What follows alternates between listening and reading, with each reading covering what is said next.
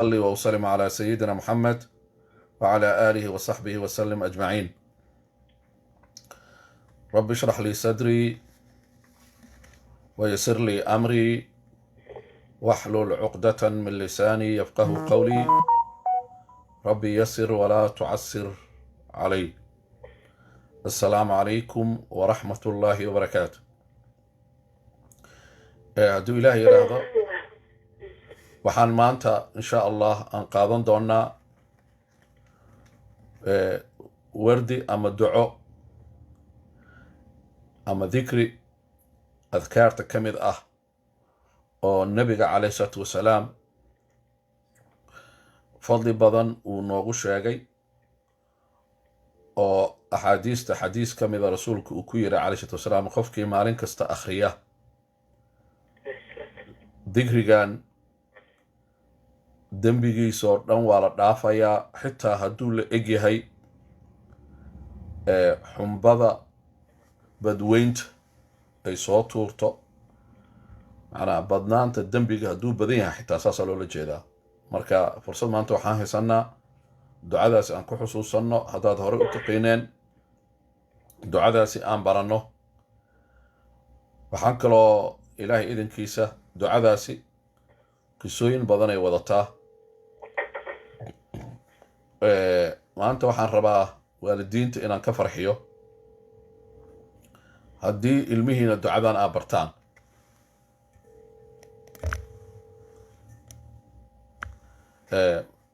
baan idinku xiray oo ila dhegaysanaya barnaamijkan saas ula socda, marka raalli ahaada, laba barnaamijkaas ku dhex wadaa. idinkoo i dhegaysanaya iyo dad kale meel kale ka dhegaysanaya iga codsada inaan ku xiro.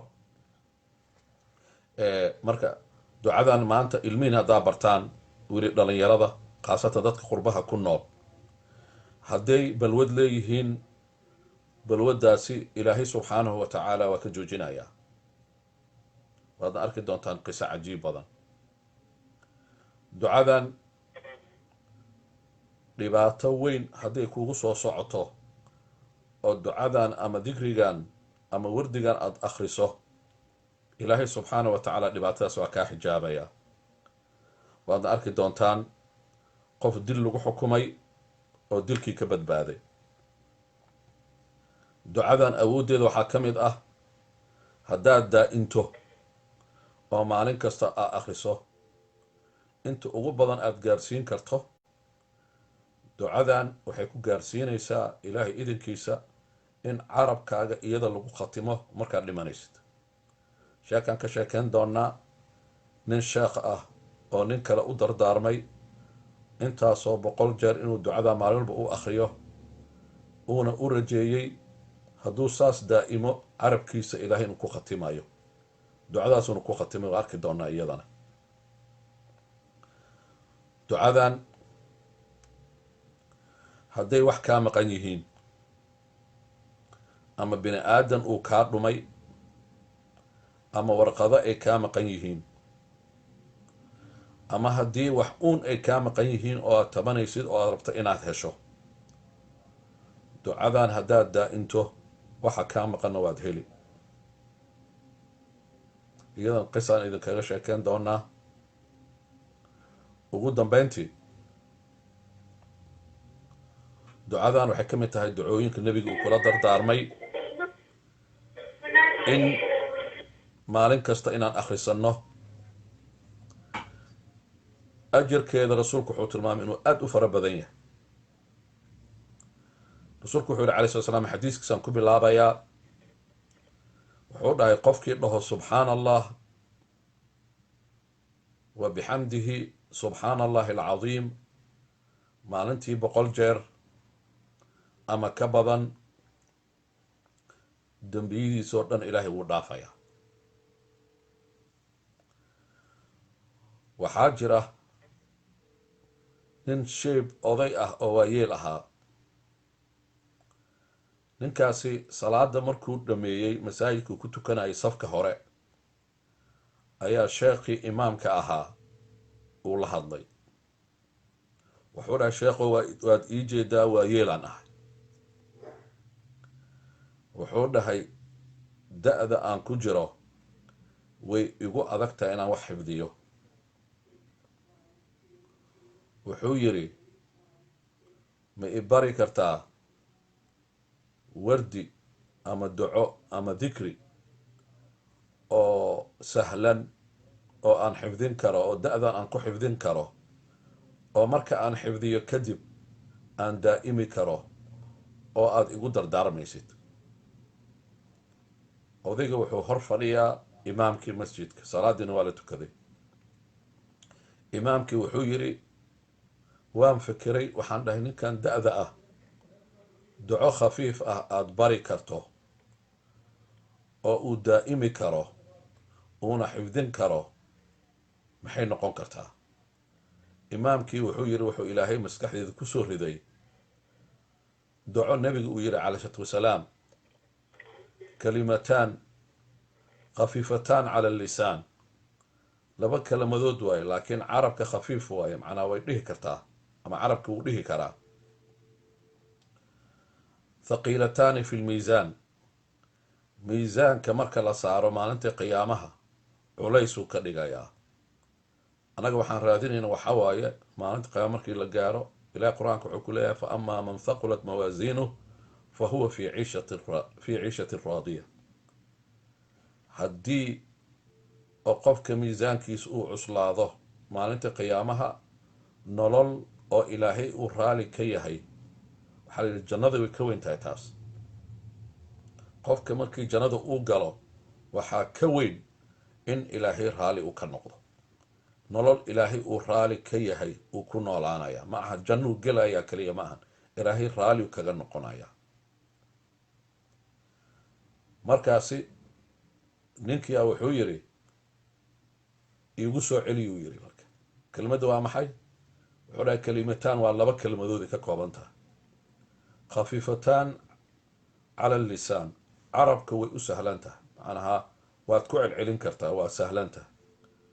thaqiilataan fi lmiisaan, miisaanka maalinta qiyaamaha oo ilaahay subxaana wa tacaala uu ku miisayo xasanaadka iyo sayi-aadka, wixii xumaan qofka uu sameeyey iyo wixii wanaag, miisaankaasi wuu kuu cusleynayaa. haddaa hadda bilowdo miisaankaasi culaysuu ka dhigaya. intaas kaliya ma ahan, xabiibataan ila araxmaan, ilaahay wuu jecel yahay. ilaahay maadaama uu jecel yahay labadaasi kelimadood, qofkii ku celceliya maalintii qofkaasi ilaahay qofkaasuu jeclaanayaa, marka ilaaha ku jeclaanayo. annaga waxaan raadinaynaa ilaahay inuuna jeclaado. ilaahay markuu ku jeclaado maxaa dhacayo? ilaahay kuma hoojinayo, ilaahay kuma khasaarinayo, ilaahay wax kastoo ku dhibayo wuu kaa haynayaa. sababta ilaahay ruuxuu jecel yahay dhib inuu gaaro ilaahay ma rabo. ilaahay uu ku ilaashanayaa, sababta wuu ku jecel yahay. ilaahay subxaanahu wa tacaala albaabada farajka oo dhan uu kuu furayaa, sababta wuu ku jecel yahay. ilaahay qalbigaaga wuu dejinaya, ilaahay wuu kaa farxinayaa, sababtoo ah ilaahay subxaanahu wa tacaala wuxuu jecel yahay inaad faraxsanaato. ilaahay adiga iyo waxa kula xiriiru kuu ilaalinaya ducadan darteeda. sheekhii wuxuu dhahay igu soo celi. markaasaa wuxuu yidhi sheekhii imaamka ahaa, waxaad tidhaahdaa subxaana allahi wa bixamdih subxaana allahi alcadiim, subxaana allahi wa bixamdih subxaana allahi alcadiim. micnahaan sheegaynaa, subxaana allahi, allah ayaa nasahan, ceeb oo dhan allah isagaa ka fog, waa dhammaystiran yahay, waa micnaheeda. wa bixamdi, mahad oo dhan ilaahay subxaanahu wa tacaala isagay gaar u tahay, sababtoo ah wax walba aan haysanno hadda aan idinla hadlayo, qolada qolka iga dhegaysanayso, qolada facebooka iga dhegaysanayso, wax walba aad haysato dhan ilaaha ku siiyey. marka ilaahay wuxuu rabaa inaad dhahdo alxamdu lilah, la in shakartum la asiidannakum.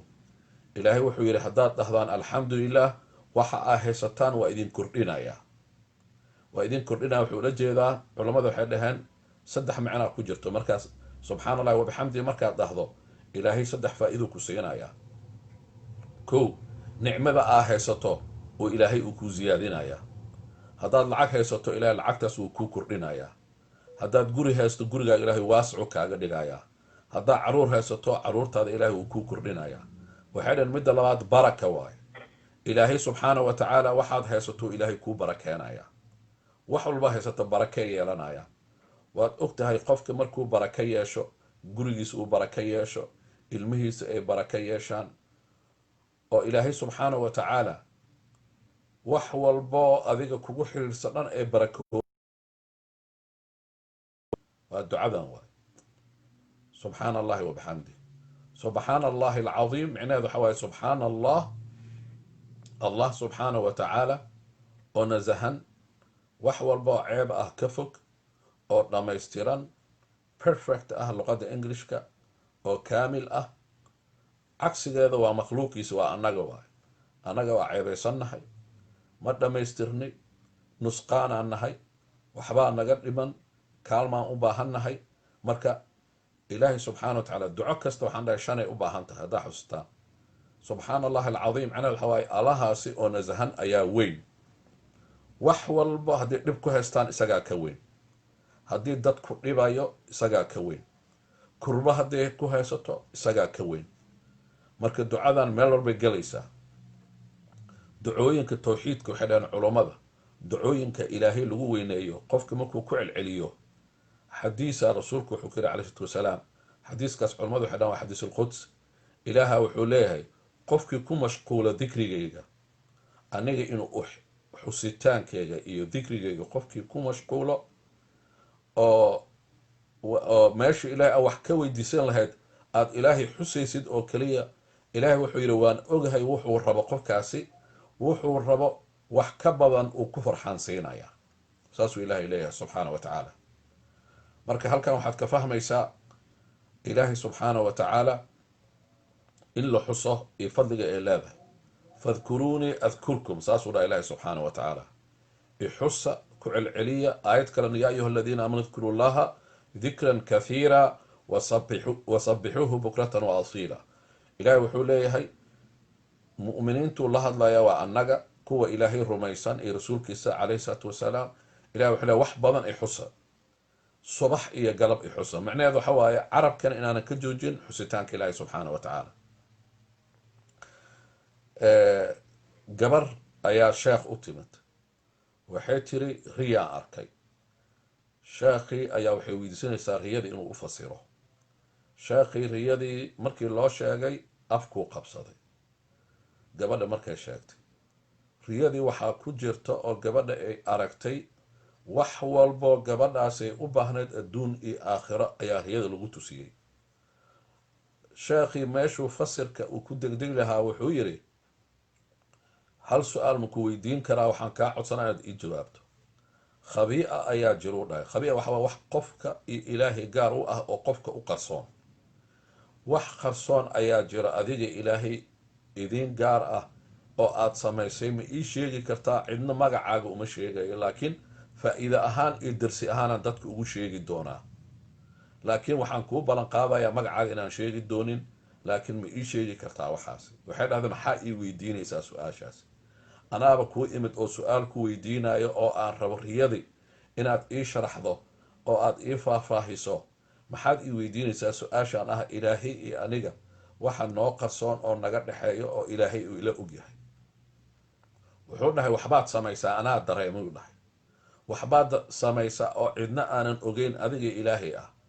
waxa aad samayso haddaad ii sheegi lahayd tafsiirka riyadana oo kuu sheegi lahaa.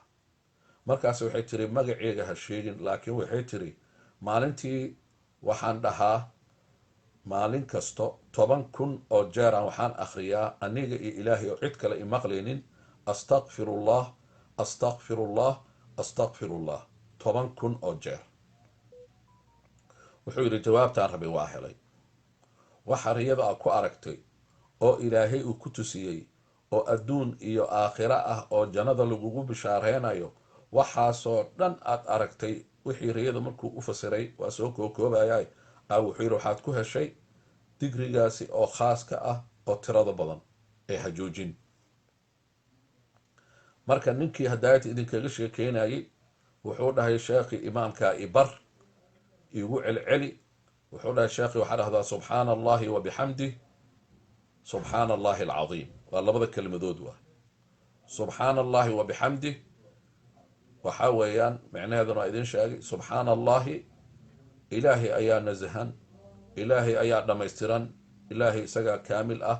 wixii ka soo haroo dhan oo annaga ah ma dhammaystirni, kaamil ma nihin, nuqsaan ayaa naga buuxo, ceeb badan aan leenahay. marka waxaa ku jirta meesha ilaahu ceebteena astur, ilaahu na dhammaystir, ilaahu waxaan u baahannahayna sii. intaasoo dhan ayaa meesha ku jirta. marka qofka waxaan dhahay 5 shuruud hadduu sameeyo ducadan, hadduu akhristo wuxuu rabuu helaya. shardiga koowaad yaqiin, inuu rumaysto ducada waxay tilmaamayso qofka inuu helayo. miisaankaaga waa la dhammaystiraya oo lagu buuxinaya maalinta qiyaamaha xasanaadka. ilaaha ku jeclaanayo ducadan haddaa akhriso maalin kasto. meeqa jeer waa sheegi doonaa, tiro ma laha. cafwan, culammada waxay dhaheen waxaa la weydiiyaa inta ugu yar aan akhriyo intuu noqon karaa la weydiiya, laakiin inta ugu badan lama weydiin kara, sababto ilahay qur-aanka wuxuu ku leeyahay inta ugu badan subax iyo galab uu leeyahay. marka subax iyo galab haddaad ducada wado, wardiga aada wado, qof qiyaasi kara ma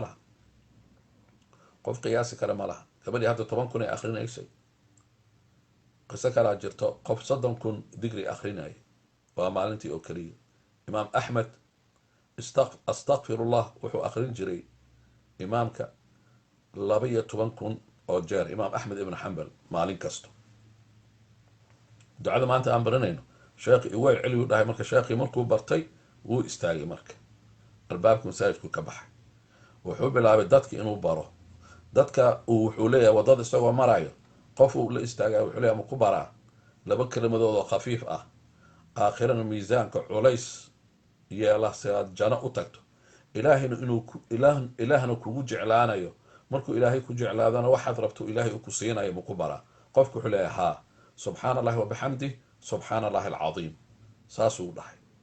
markaasaa qofkii markuu baro haddana uu ka tegaya, haddana qof kaluu u yeeraa, wuxuu leeyahay maku baraa 2 kelmadoodoo ilaahay subxaana wa tacaala uu jecel yahay oo adna uu kugu jeclaanayo, miisaankaaga culays ka dhigayo, isla markaana khafiif ah oo sahlan. tiiyuu maalin kasta suu u faafinayay wuu xanuunsaday. odaygii markuu xanuunsaday koomuu galay.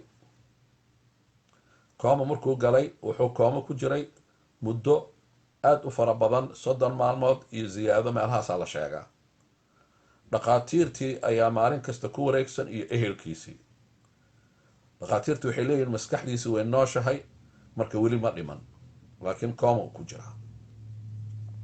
si lama filaan ah maalintii 35 iyo 36 waxay ahaydba, ayaa hal mar dhakhtarkii isagoo dul joogo, ehelkana ay ag joogaan, indhuhu furay. yaa doctor uu dhahay markaas, yaa doctor ayaa u dhahay kalimataani, 2 kelmadood oo khafiif ah. 2daas kelmadoodna wuxuu yidhi oo khafiifka ah, oo culays ku ah miisaanka ilaahay subxaana wa tacaala, oo isla markaasna ilaahay uu jecel yahay. markaasaa wuxuu yidhi subxaana allahi wabixamdih, subxaana allahi alcadiim.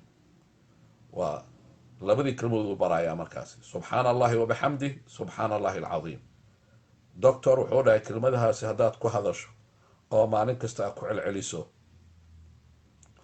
oo ilaaha ku jeclaanayo, miisaankaaga xasanaadkana waa buuranayaa, waa badnaanayaa, ilaaha kuu barakeenayo, isla markaasna albaabada farajko dhan oo ilaahay kugu furayaa. khalaf wuu ku dhintay, marka hadalkaasuu ku dhintay. lidaalika culummadu waxay dhahaan nabiga markuu dhahay calayhi salatu wasalaam oo 2daas kelmood uu ka dardaarmayo, waana xadiis kalena wuu jiraa oo ah haddaad ku celceliso ilaahay subxaana wa tacaala dembiyadaadoo dhan wuu dhaafayaa, xitaa hadduu la ekaado badweynta xumbadeeda. culamadu waxay dhahaan xumbada zabad albaxr, xumbada waxaa loo soo qaato waxaa la yidhi likahratiha, waa xumba badan tahay badda, manaa dembigaaga duu saas u bata xitaa ilaahay wuu dhaafaya. qiso kaloo cajiib badan ayaa jirto oo ducadan la xiriirto. nin oo drugs aada u isticmaali jiray oo dhalinyaro ah, fiiriya, khamro cabi jiray, salaad aan tukan jirin, aan soomi jirin, oo wixii xunoo bini aadan sameeyo caadaystay, ayaa wuxuu arkay riyo. riyadaa wuxuu ku arkay xidig, xidigtaasi meel fog ay ka nuuraysaa. markaasaa wuxuu arkay xidigta iyo isaga waxaa u dhexeeyo gubaar. gubaar waxa waaye boor weyn. xidigtu wuu arkayaa, way fog tahay, laakiin boorkaa qarinayo, laakiin wuu arkayaa. markaasaa wuxuu arkay xidigtaasi way macnaha way bidhaamaysaa. wuu arkayaa inuu u dhowaadu rabaa, laakiin boorkaasi wuxuu u diidayaa, boor aad u weyn waay, wuxuu u diidayaa xidigtu inuu wada arko. marka boorka iyo xidigta inta u dhexaysa waxaa ka soo baxaya cod. codkiyaa wuxuu ku leeyahay, nin yahow ilaahay u toobadkeen haddaad ku celceliso maalintii subxaana allahi wabixamdi, subxaana allahi alcadiim, subxaana allahi wabixamdi, subxaana allahi alcadiim, subxaana allahi wabixamdi, subxaana allahi alcadiim. haddii aad ku celceliso waxaa dhici doonto in ilaahay uu kuu dembi dhaafo. isla markaasna waana xadiiskii nabiga calayhi salaatu wasalaam hadda aan soo akrinay ee ahaa qofka ilaahay inuu u dembi dhaafayo hadduu dembigiis uu la ekaado xitaa badnaanta sida xumbada badweynta oo kale. ninkan nooc kastoo dembiyuu ku jiray. wuxuu ku jiray raali ahaada,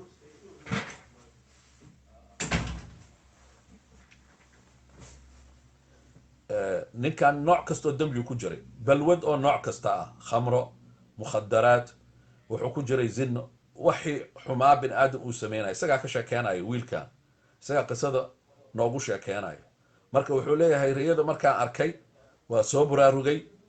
markaan soo buraarugay ayaan salaad ma tukado, ma soomo, xumaanan ku dhex jiraa. riyadii markaan arkay wuxuu dhahay maxaan sameeyaa?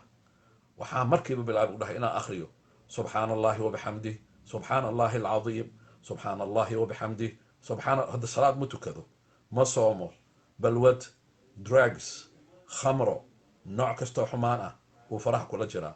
subxaana allahi wabixamdih, subxaana allahi alcadiim, subxaana allahi wabixamdih, subxaana allahi alcadiim, subxaana allahi wabixamdih. waa labadii kelmadood rasuulku uu yiri, waa khafiif, miisaankoodu waa weyn yahay, ilaahiyna wuu jecel yahay oo qofkii akhriga wuu jeclaanaya. qof ilaahay jeclaaday balwad kuma heenayo. ninkii wuxuu yihi balwadii waa joojiyey u dhahay, khamrigaan joojiyey, drugskiaan joojiyey u dhahay, xumaantii faaxishada ahayd waa joojiyey u dhahay, waa soo qubaystay, waxaan bilaabay salaad inaan tukado, waxaan bilaabay inaan soomo. wuxuu dhahay waxaan daa'imay dikrigaasi maalintii inaan akhriyo kumanaan. nolosheedoo dhanna way bedeshay. 180 degree ay dhahaan dadka markay xisaab isticmaalayaan. waxa waaye geeskaan taagnaa maana geeska kale u aaday. nin ahlu diin ah, nin ahlu qur'aan ah, nin ahlu salaah ah, nin ahlu siyaam ah, nin ahlu dikri ah ayaan noqonay nooc kale. riyadaas ay bedeshay. sheekhuu u tegey oo tafsiirka uu weydiiyey riyadaasi.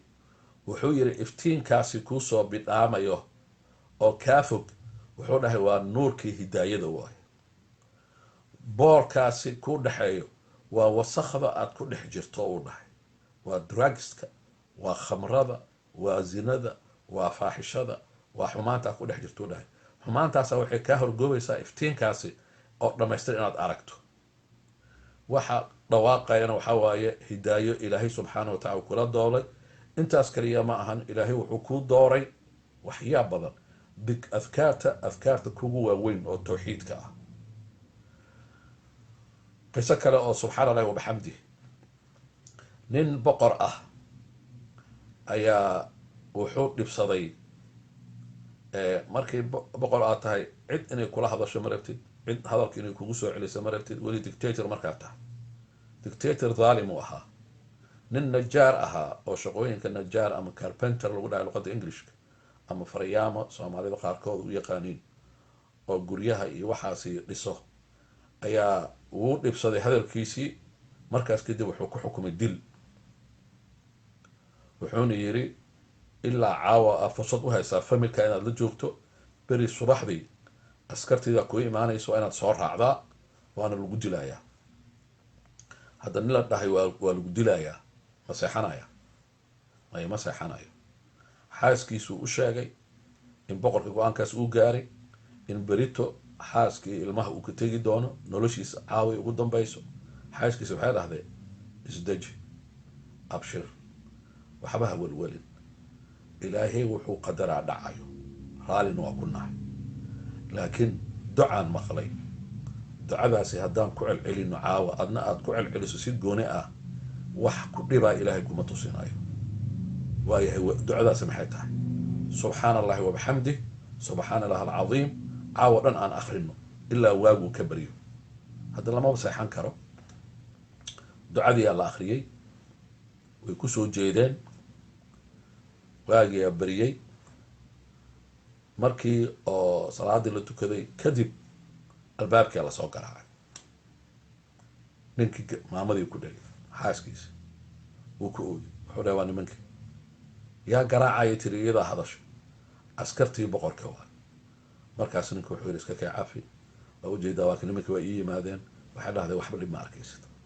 fiirisa ilaah, ducada waxaan idiin dhahay haddaad rabtaan inay idiin shaqayso, duco kastoo la akrinaayo 5 shuruud in la helo waayo.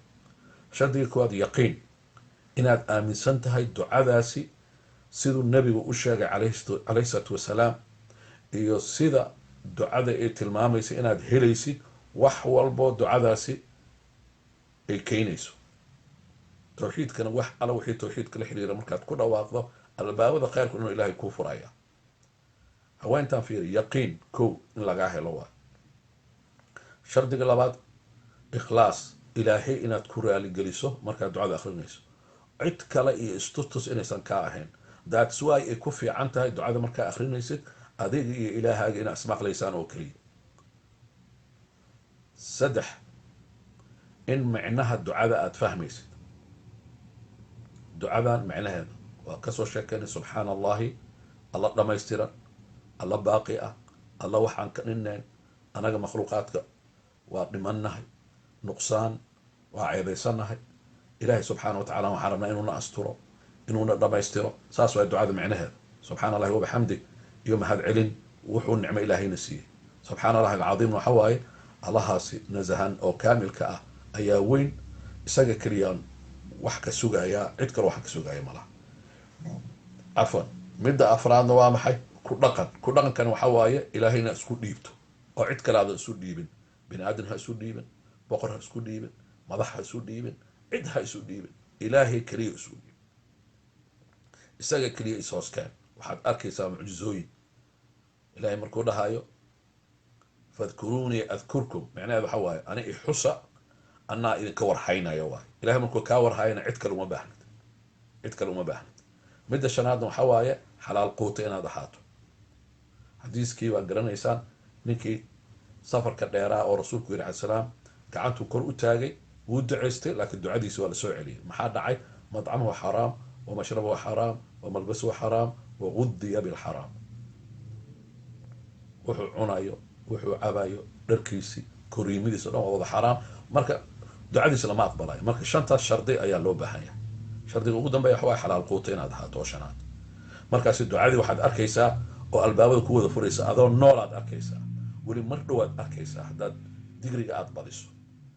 marka halkan waxaan ka faa'iidaysanaynaa walaalayaalo in ducadan la akhristo, la fahmo, la yaqiinsado. gabadhii iyo odaygeedii habeenkii wada akrinayay, bis ninkii markaasa waxay dhahday dhib ma arkaysid, ilaahay wuxuu ballan qaado wuu oofinayaa. ilaaha noo ballan qaaday, intaasoo kun aan akrinay, dhib ma arkaysid.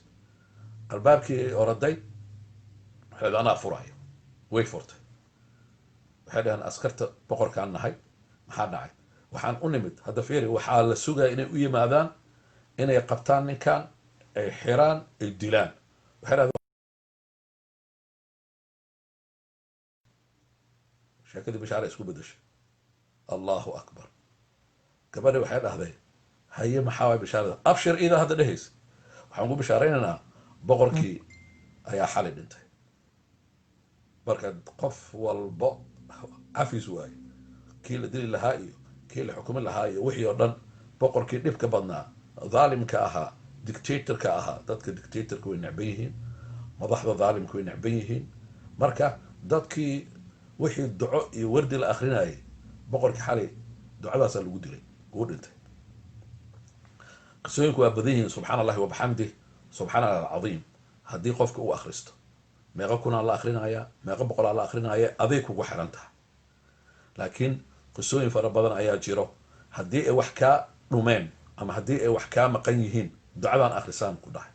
sheekadii waxay ku timid nin jaamici ah oo gaarigiisa wato oo maaragtay hooyadiisu markasta hooyadiisa isaga ducadaanay akhrisan jireen.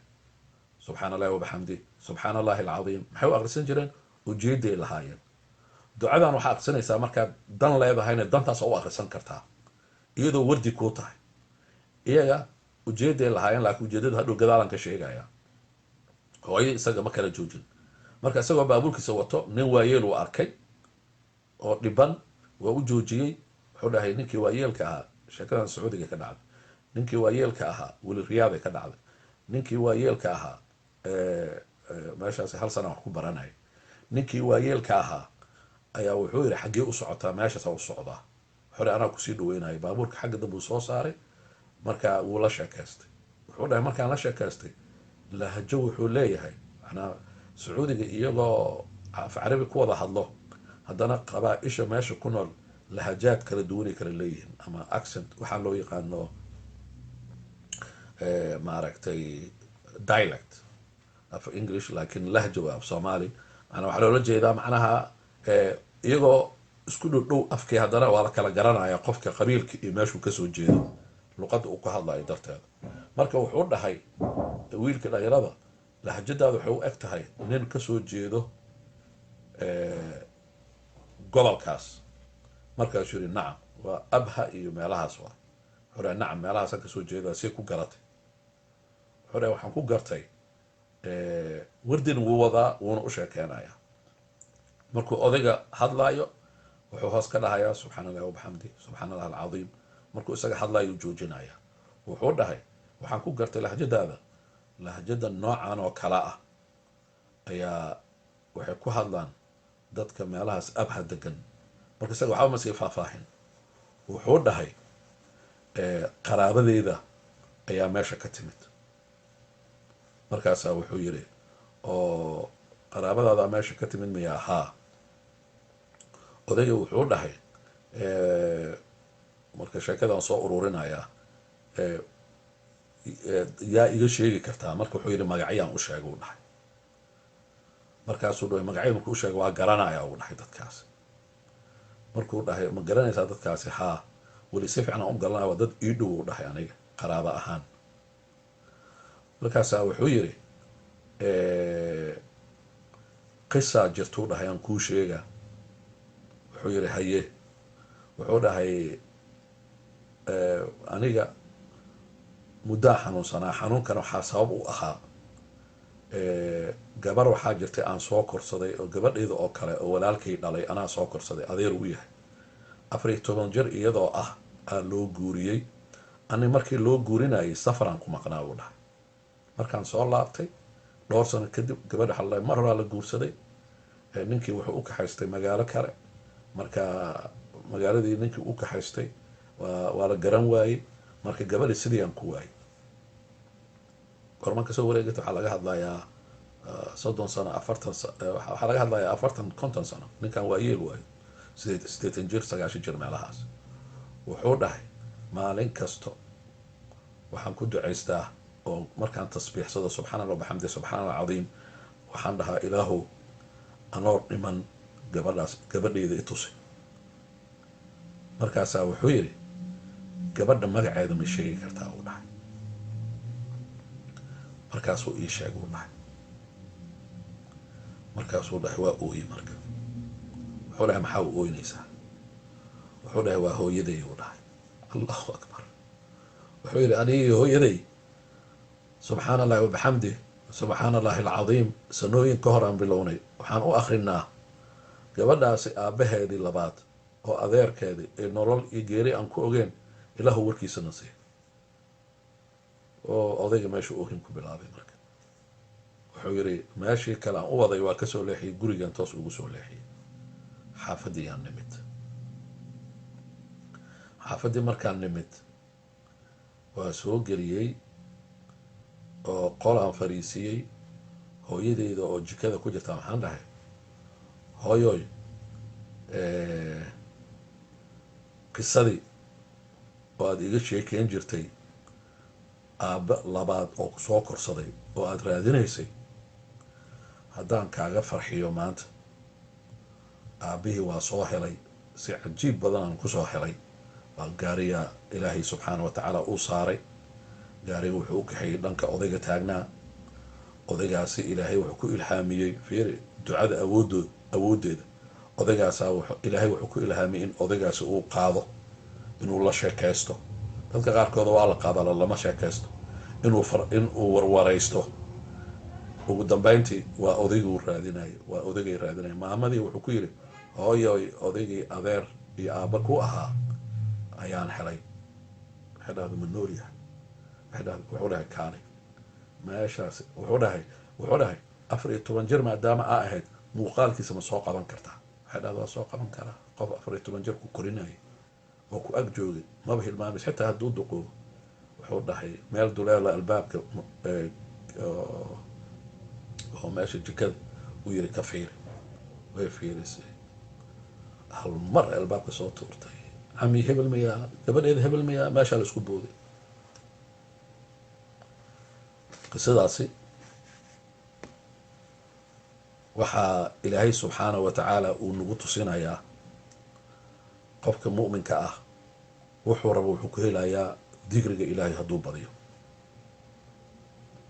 digrigan aan baranayno maanta waa digrigii 7aad. waxaan soo baranay laa ilaaha ila allahu waxdahu laa shariika lah, lahu lmulku walahu alxamdu wahuwa calaa kuli shayin qadiir. 100 jeer ugu yaraan maalin walbo salaada subax kadib. waxaan soo baranay laa ilaaha ilaa anta subxaanak inii kuntu min alظaalimiin, iyo wixii qisas, wixii cibar laga qaadanayo iyo axkaamteeda iyo macaanideeda. waxaan soo baranay allahuma salli wasalim calaa muxamed, waa 3. waxaan soo baranay laa xawla walaa quwata ila billah, waa 4. waxaan soo baranay xasbuna allah wa nicma alwakiil, waa 5. waxaan soo baranay astaqfirullah, waa darsigii ugu dambeeyay oo wiigii hore, iyo awoodday leedahay. waxaan soo baranay maanta waa ducada 7aad, subxaana allahi wabixamdi subxaana allahi alcadiim. ducooyinka soo socda iyo 4 walbo ayaa noo balan ah, iyo ducadan inaad akhriso maalintii maaqa akhrinaysaa. marka xadiis 100 tilmaamaya wuu jiraa. culummadan waxay yidhaahdeen markii rasuulka xadiis uu dhahayo qofkii intaas akhristo intaasuu helaya, macnaheeda maaha in la xadiday. macnaheeda waxa waaye ugu yaraan ay dhaheen culummo qaarkood hasi ku fasireen. ugu yaraan haddaad 100 akhriso ilaah wuu kaa tirtiraya dembigaaga. waxaa loola jeedaa haddaad ka badiso waa baraka iyo khayr. waa soo aragna fi suurat alaxzaab ilahay markuu dhaha ya ayuha aladiina aamanu dkuru llaha dikran kathiira. ilaahay wuxuu amrayaa digriga in wax badan uu la akriyo, sababtoo ah markii ilaahay wax badan aa xusto ilahay wuu ku xusaya. haddii ilaahay magacaaga uu xusayo, malaa'igta magacaaga haddii hadalhaynta o dhan uu noqdo magacaaga la sheegayo, maxaa kaa maqan? bini aadan inuu ku xuso. bini aadamka weli dadka oo xoogaa la weyneeyo oo la ixtiraamo markay magacaaga ay xusaan waad farxaysaa. ka waran malaa'igta makhluuqaadka ugu khayrka badan ah markii ilaahay subxaana wa tacaala agtiisa ay kugu xusayaan khayrka iyo karaamada aada leedahay. ka waran ilaahay subxaana wa tacaala hadduu ku jeclaado, ka waran maxaad u baahantahay? jecel makhluuq maad u baahantahay? hadduu khaaliqa ku jeclaado, khaaliqaa wax walba leh, isagaa wax walba gacantiisa ay ku jiraan. wuxuu rabo waxaad rabtuu ku siinaa. markii ilaahay uu rabo ku siinaa, sababta ilaahay wuxuu ogyahay xigmadda. ilaahay wuxuu ogyahay xigmad kasta oo wax walba oo aanan ogeyn xigmadda ku qarsoon ilaahay isagaa og. marka shay markaad weydiisato ilaahay subxaana wa tacaala wuxuu ku tusinayaa shaygaad weydiisatay, ama uu ku siinayaa waqtiga munaasibka ah, meesha munaasibka ah, xaaladda munaasibka ku ah. marka ilaahay subxaana wa tacaala tawfiiqda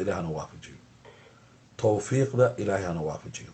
waxaan saas u dhahayaa dad badan waxaa jira oo waqti haysto laakiin ilaahay tawfiiqda uusan waafajin inay ilaahay xusaan oo dikriga ilaahay ay akhriyaan sababtoo tawfiiq lama waafajin waxaad arkaysaa dad dhalinyaro ah wiil 13 jeer waxaan arkay carabkiisa aan dikri kala joojinayn waa tawfiiq ilaahay subxaanahu wa tacaala xaggiisa ah lidaalika culummadu waxay dhahaan hidaayada laba hidaayo waay hidaayatu dalaala iyo hidaayatu tawfiiq in ilaahay wax kugu ilhaamiyo oo uu ku waafajiyo ama in ilaahay subxaanahu wa tacaala wax uu ku tusiyo waxaa lagu tusiyey oo si aan toos ahayn waayo ilaahay inuu kugu hanuuniyo marka haddaad masaajidka tagtoo kale digri waa soo xusuusanaysaa nin sheekha waxaa la weydiiyey su-aal ah sideen ku noqon karaa dadkan ilaahay xusaayo sida joogtada ah sida nebi maxamed caleyh isalaatu wasalaam waxaad ku noqon kartaa 3 haddaad samaysuu dhahay kow masaajidka haddaad ku badbadato dadka masaajidka meelaha ilaahay lagu xuso 2 inaad la saaxiibto qof digri badan inaad la saaxiibto iyo midda 3aad hadalkaaga inuu yaraado inaad isbarto oo dikriga ilaahay aad xusayso inuu bato haddaad caadaysatuu dhahay saas ilaahay wuxuu kugu ilhaaminayaa joogtay kuu noqonaysaa dikriga faraha badan qalbiga qofkaa nuura qalbiga markuu nuuro qofka indhihiisana wuu nuurayaa marka qofka indhaha caadiga wax kuma arkaayee ee wuxuu wax ku arkayaa waa nuurka qalbiga ka imaanayo marka waxaa la yidhahdaa qofka nuurul iimaanka qalbigiisa ka buuxo 2 aragtiyuu leeyahay aragtida caadiga ah oo gaalka ee muslimka oo ay wax ku arkaan iyo aragtida qarsoon waxaa loola jeedaa waxa uu arkaya asaga wax kaluu ka dhex arkaya nuurkaasaa tusinaya marka nuurkaasna waxaa lagu gaaraa diriga badan meeshaan ku joojinaynaa insha allah darsigeenna marka waxaan codsanayaa walaalaha 3 qof kaliya inay siiyaan oo su-aalo ah waqtiga oo dhammaaday dartiisa walaalaha qolka ku jiro waa 3 qof waan ka jawaabaynaa su-aalahooda hadduu ilaah yidhaah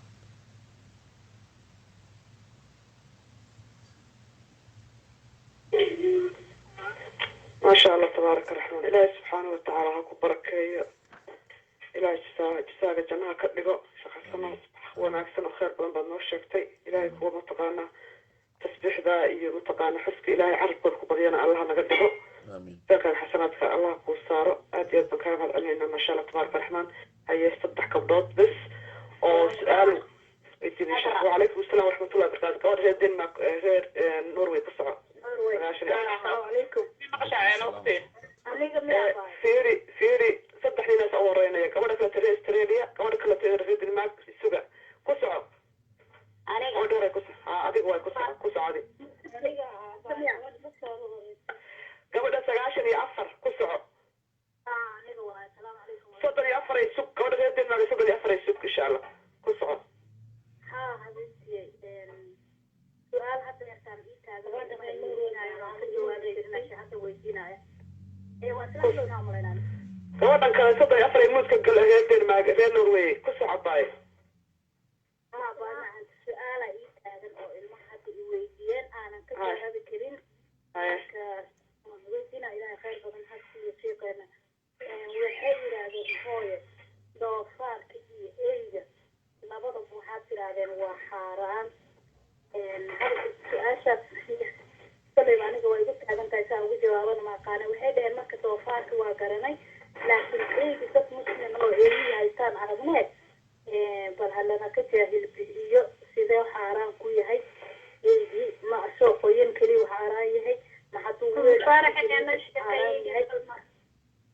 muudka kale axbaab insha allah walaashay macaanay programka fadlumayn sheekha mataqaanad waa ka jawaabaynaa waa soo koobaynaa walaashay haye ku fadal sheekh ku soo sheeg اوكي بسم الله الرحمن الرحيم الحمد لله والصلاة والسلام على أشرف المرسلين سيدنا محمد وعلى آله وصحبه وسلم أجمعين أحاديث النبي قالوا شيء آيات القرآن كي أحاديث اللفظة هو شيء خنزيرك إنه حرام هاي عنستي حرام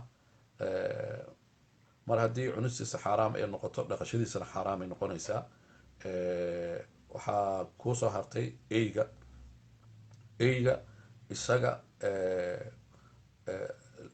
lucaabkiisa ama dhareerkiisa waa najaaso waaye laakiin korkiisa khilaaf culummada dhexdeeda ayaa jiro. khilaafkaas hadda ma dhexgelayo, laakiin waxaa la isku waafaqsan yahay dhareerkiisa inuu najaaso yahay. najaasadana saddex noocoo islaamka u kala qeybiyaa: najaaso sahlan iyo waxaa jirto iyo najaaso dhexdhexaad ah iyo najaaso adag. najaasada sahlan waxaa loo soo qaataa ilmaha wiilasha oo weli aan wax cunin wax cabin oo hadda dhashay oo waxaan caano ahayn aanan quudan, kaadadoo kale waa najaasada sahlan waaye, biyo keliya la raacsiiyaa lama dhaqo. najaasada dhexdhexaadka waa kaadideenna oo kale iyo saxarada oo kale, dhaqitaanay u baahan yihiin iyo in hal mar la dhaqo laakiin si fiican loo nadiifiyo meesha najaasada ay gaartay. najaasada adagna waa najaasada u baahan dhaqitaankeeda 7 jeer, marka 7 jeer oo midkoodna uu ciid yahay. marka najaasada oo khansiirka iyo najaasada oo eyga lucaabkiisa ama dhareerkiisa waa najaaso adag waayo. marka culummada waxay dhahaan najaasadaasi adag darteeda is ilaalinta qofkii ku adkaanaysaa, laakiin eyga asal ahaan waxaa la ogolaaday in loo isticmaalo kow. waxaa laga ilaalinayaa guriga in lagu haysto, sababtoo ah xadiis waxaa jira nebigu yiri calayhi salaatu wasalaam, guri ey iyo sawiro ku jiraan malaa'ig ma soo gasho. waxaana daliil u ah nebiga oo markuu jibriil uu daahsaday markii dambena uu arkay isagoo dibadda joogo ey yaraa guriga ku jiray. markaasi nebiga calayhi salaatu wasalaam malakul jibriil wuxuu u sheegay ma soo galo guri ey iyo sawir ku jiro. marka guryaha eyga laguma haysan kara, laakiin waxaa lihi banaanka guriga banaankiisa meel loo dhisi karaa oo isaga khaas u ah. marka 3 shaqaa eyga maaragtay loo isticmaali karaa: xuraasada, ilaalada, marka ilaalada xayawaanka ha ahaato ama ilaalada guryaha oo kale ha ahaato waa loo isticmaali karaa, waana loo tababari karaa, waana uu nugul yahay. waxaa la yidhahdaa waa xayawaan oo astaamo bini aadamka ku dhow leh. haddaad maqashay eyga sida eyga oo haweenka ah, xaydka sida haweenkeena xayd ama caado ugu timaado kale caada ka timaado, meeluu kaga dhow yahay. marka eyga isaga si gooniya loola dhaqmaya, khansiirka lamid ma ahan. carabkiisa la iska ilaalinaya, laakiin isticmaalkiisa waa banaan yahay haddii 3 ay tahay. culamada 3 ay kusoo koobeen: kow waa ilaalada waaye, ama guryaha ama beeraha ha ilaaliyo. 2 dabashada, manaa eyga haddii la tababaro oo bismillaahi raxmaani raxiim lagu diro oo markaasi xayawaan bakaylo oo kale kuu soo qabtay hadduu kuu keeno bakaylaasi, xitaa isagoo dhintay hadduu kuu keeno waa cuni kartaa haddii bismillaahi lagu diray. marka dabashada haddii loo tababaro oo kale waa loo adeegsan karaa. 3 culummada waxay dhaheen oo weli mucaasirka waxaa kaloo loo adeegsan karaa eeyaha maaragtay waxaa loo tababari karaa, waxay u nugul macnaa ay u samaysan in loo tababaro sida dembi baarista oo kale iyo qaraxyada, ama wuxuu urin karaa bombooyinka, miinooyinka, draagiska urin karaa, waxyaalahaas oo kale. marka eega ilmaha waa saxsan yihiin. dad muslimiin oo eega isticmaala way jiraan, laakiin shuruudo iyo axkaam ay leeyihin. intaan kusoo koobkoobeynaa dadkaas isticmaalaya inay iska ilaaliyaan waa dhareerkiisa, waa inay guriga banaankiisa ay meel guri kale gooniya u sameeyaan. axkaamtaas uu leeyahay. intaasaan kaga bixina su-aashaasi. su-aasha ku xigto. maasha allah, ilaah barka sheekh. waxaa rabaa gabadhi kale reer Australia isug gabadhi kale tire ku soo gabadhi reer Australia rabaa Australia mise Canada meesha taa ma aqaan. gabadhi Mareykan, gabadhii hadda marka dhow hadlaysa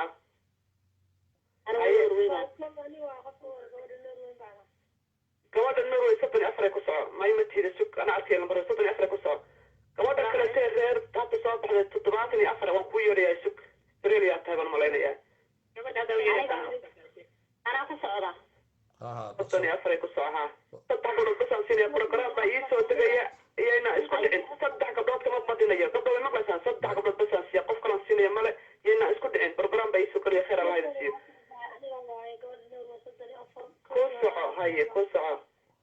السلام عليكم هذه شيخ. عليكم السلام ورحمة الله وبركاته. الله ويدينا يسأل معلمتي إلا أسبوع ودوحة أقرياء طبعاًكم أصلي رسولك عليه الصلاة والسلام يوحى أقرياء شنكم أرعب فارح ماما ما يدي تهل مسيح مركا انت ولا حول ولا قوة شنكم وقال انت لواتنك أسكونا مالين تاسعدن أنا أقرنا يا أوضاء الحمد لله فايدة وين واقو أركي وفايدة وين باقو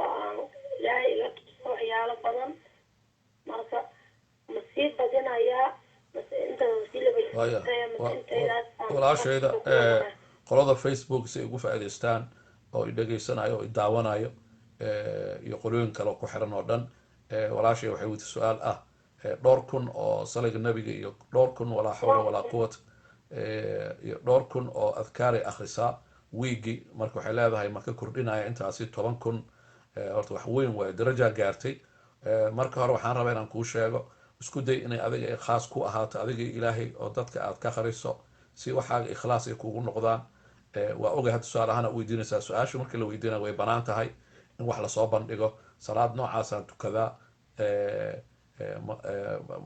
ma sax baa qaabka u tukado maxaan sameeyaa waxyaalaha cibaadaadka oo kale in qofka markuu sameynayo public uu u weydiiyo asxaabta nabiga calayhi salatu wasalaam waqtigooda way dhacday maaragtay su-aalaha cibaadooyinka ku salaysan way weydiin jireen nabigana waa ka jawaabi jiray si public ah waxaasaan sameeyaa masaxsanahay nabiga calayhi salatu wasalaam uu ka jawaabi jiray marka way banaan tahay in haddoo kale la weydiiyo oo public aad ka dhigto waxaad akrinaysid laakiin waxaan kuu sheegaa ninaa u yimid nin sheekh ah wuxuu dhahay waxaan rabaa dikri badan inaan akriyo waayo ilaah qur-aanka wuxuu yidhi yaa ayuha aladiina aamanu dkuru llaha dikran kathiira dadka la hadalkooda inaan yareeyaan rabaa ilahay xuskiisa inaan badiyo marka wuxuu yidhi kun akriyu dhahay markaasa wuxuu yidhi ninka dhalinyarada ahaa waa ka badin karaa uu dhahay waayo haddaad ka badin karto kun kale ku dar uu dhahay ninka uu baxay wuxuu arkay kun inuu dhaafsi in 2 kun uu ka badin karo wuu soo laabta wuxuu dhahay sheekhow 2 kun ka badan aan akrin karaa waayo wuxuu dhahay 3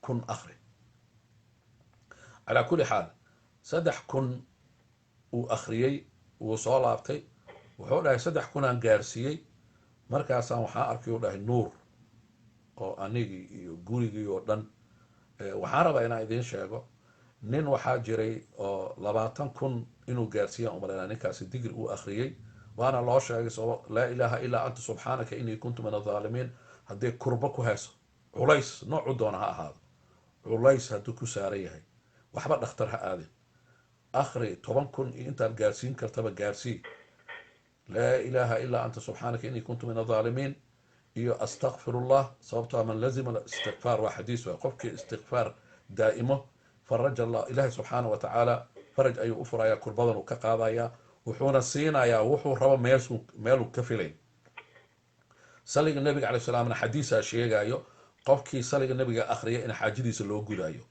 مركا كن يا طبعا كن أنت تجارسين كرتبة هاي رئيسا أنت تجارسين كرتوات ما حدا عي جبر إن الجبر هذا أمرنا رالي هذا يعني الشيخ وحوش يرتي إن طبعا كن لا تكون إجارسيسو أو ديجري جاسة markuu u sheegay markaasuu yiri wax ma aragtay haay dhahdo riyaa arkay laakiin gabadha waa xanuunsaneed xanuunku waxay qabtay stress xirxirnaan iyo stress iyo kaaba iyo maaragtay walwal badan iyo maaragtay dad qof isku buuqsanay ahayd laakiin markay gaarsiisay 10 kun ilaa 20 kun gabadhi waxay aragtay riyo intaas arabay inaan maamadan xusuusiyo riyadu waxay ku aragtay nabi Suleymaan wuu isku sheegay wuxuu dhahay nabi Suleymaan aan ahay waxa aad samaynayso khayr waaye wad ziyaadi markaas kadib nuuru igu soo tuuray dhahday nuurkiya waxay dhahday qalbigu iga dhacay oo iga galay markaas waxaan dareemay dhahday qabow waxaan la soo kacay dhahday qalbigayga oo qabow ah waa hurdaysad fiiri anoo qabow qalbigayga oo faraxsan maalintaas ay ugu dambeysay dhahday murugo walwal culays xirxirnaan kaaba isku buuq waxaasoo dhan markaas ay ugu dambeysay marka walaashay kordhi inta kordhin karto hadalka bini aadanka yaree ilaahay xuskiisa badi qofka ugu dambeeyo ما شاء الله تبارك الله إلهكم بركة جزاك الله خير كمان كلا تي وحنا ربع غير الدنمارك أستراليا بحيث كان بحيث نرويج